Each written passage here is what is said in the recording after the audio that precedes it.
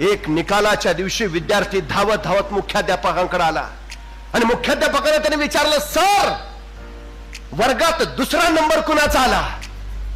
Sir म्हटले, काय वेळ आहे, लोक पहिला नंबर कुणाचा आला असा प्रश्न विचारतात, हे पोरगा विचारताय सर वर्गात दुसरा नंबर कुणाचा आला?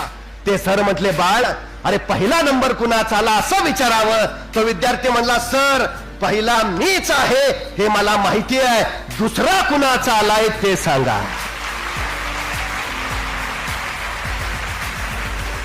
मी पहिलाच आहे, हो मी सिंहच आहे, हा आत्मविश्वास निर्माण होणं म्हणजे यश मिळवणं ही गोष्ट लक्षात ठेवा.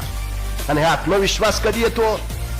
स्वतःच्या क्षमतांची ओळख पटल्यावर, स्वतःचं कौशल्य लक्षात आल्यावर, स्वतःच्या सामर्थ्याची जाणीव झाल्यावर, हो हे मी करू शकतो